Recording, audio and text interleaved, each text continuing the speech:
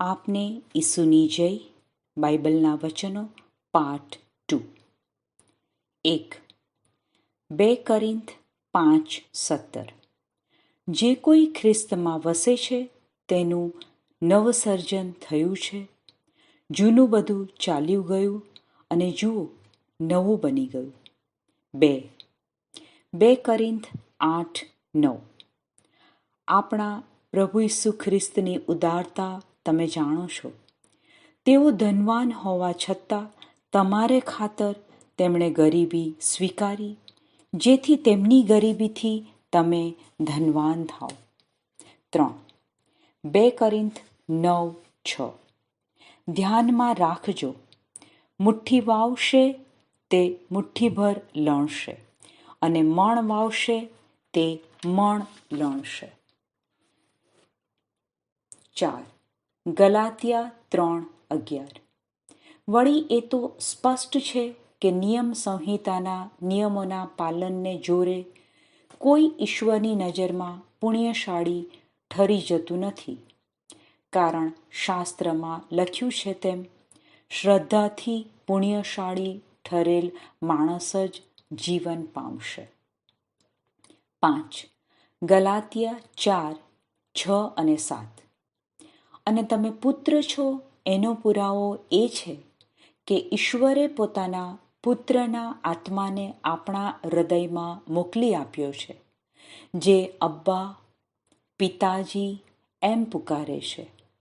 આમ તું હવે ગુલામ નથી રહ્યો, પણ પુત્ર છે, અને જો પુત્ર છે તો ઈશ્વરની કૃપાથી વારસ પણ છે.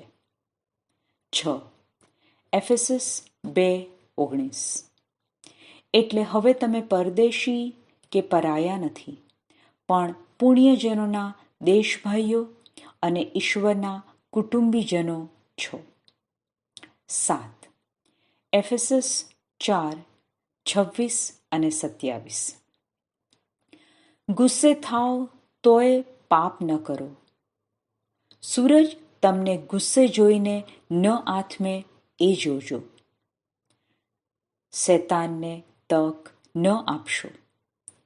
8. કલોસા 3:3 અને 4.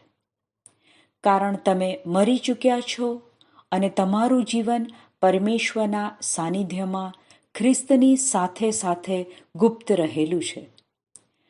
જ્યારે તમારા જીવનરૂપ ખ્રિસ્ત પ્રગટ થશે, ત્યારે તમે પણ તેમની સાથે મહિમાપૂર્વક પ્રગટ થશો.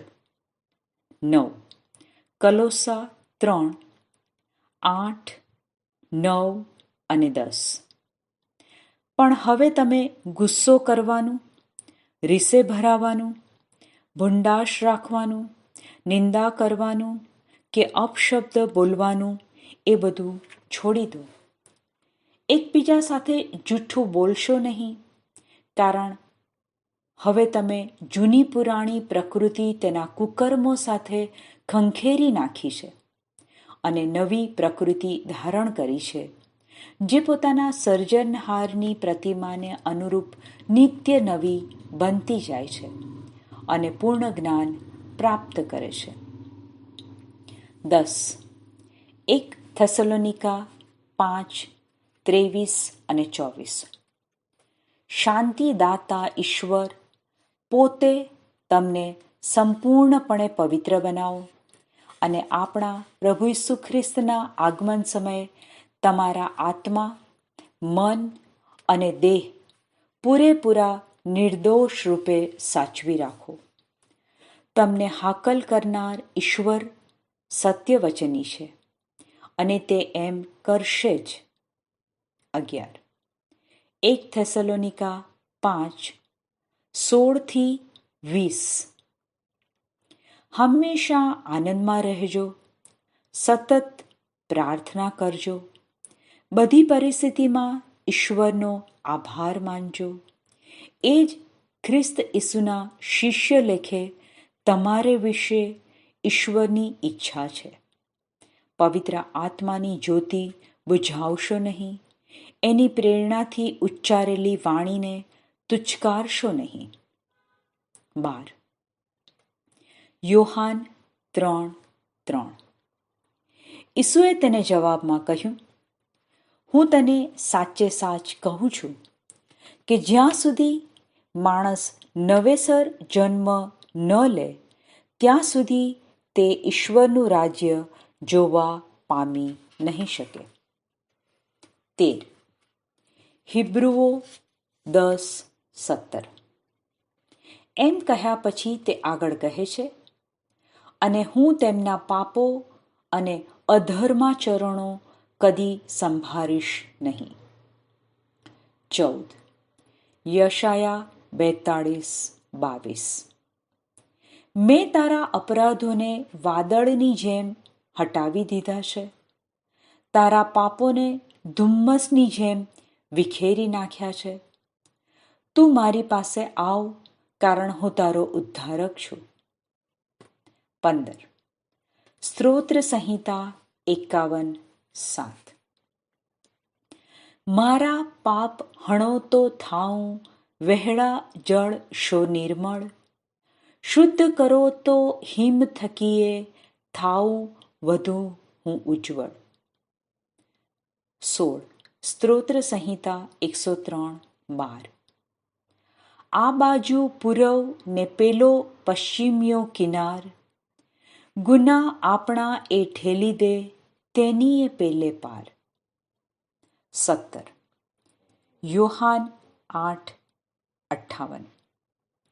ઈસુએ કહ્યું, હું તમને સાચે સાચ કહું છું કે અબ્રાહમ જન્મ્યા તે પહેલાંથી હું તો છું જ. 18. 1 પીટર 2:24. આપણા પાપો પોતાની જાત ઉપર લઈને તેઓ વધસ્તંભે ચડી ગયા, જેથી આપણે પાપ પૂરતા મરી જઈએ અને ધર્મ માટે જીવીએ. તેમના ઘાથી તમે સાજા થયા છો. 19. યશાયા 53:5. પણ તે તો આપણે કરેલા અપરાધો માટે વિંધાયો હતો અને આપણા દોષો માટે રીપાયો હતો. એણે ભોગવેલી સજાને કારણે આપણે બધા સુખ શાંતિ ભોગવીએ છીએ અને તેને પડેલા ચાપખાથી આપણે સાજા સમા છીએ. 20. ઈર્મિયા 15:20 અને 21. હું તને એ લોકો સામે કાંસાની દિવાલ જેવો બનાવી દઈશ. તેઓ તારી સામે લડશે પણ તને હરાવી નહીં શકે, કારણ હું તારું રક્ષણ કરવા અને તને બચાવવા હું તારી સાથે છું. હું તને દુષ્ટોના હાથમાંથી બચાવીશ અને જુલમગારોના પંજામાંથી છોડાવીશ. આ પ્રભુના વચન છે. 21. યોહાન 14:27. હું તમારે સારું શાંતિ મૂકતો જાઉં છું, મારી પોતાની શાંતિ તમને આપતો જાઉં છું. હું જે શાંતિ આપું છું તે સંસાર આપે તેવી નથી. તમારા અંતરને અસ્વસ્થ થવા દેશો નહીં, તેમ હિંમત પણ હારશો નહીં. 22. યશાયા 41:10. ગભરાઈશ નહીં, કારણ હું તારી સાથે છું. બેબાકડો થઈશ નહીં, હું તારો ઈશ્વર છું. હું તને બળ આપીશ, હું તને મદદ કરીશ. હું મારા વિજયવંત જમણા બાહુ વડે તને ટેકો કરીશ. 23. યશાયા 41:13. હું તારો ઈશ્વર પ્રભુ તારો જમણો હાથ પકડું છું અને કહું છું, ડરીશ નહીં, હું તારી મદદમાં છું. 24. યશાયા 55:10 અને 11. વરસાદ અને બરફ આકાશમાંથી આવે છે અને પૃથ્વીને જળથી સિંચ્યા વગર પાછા વળતા નથી. તેથી જ ધરતી ફૂલે ફાલે છે અને વાવવાને બીજ અને ખાવાને ધાન્ય આપે છે.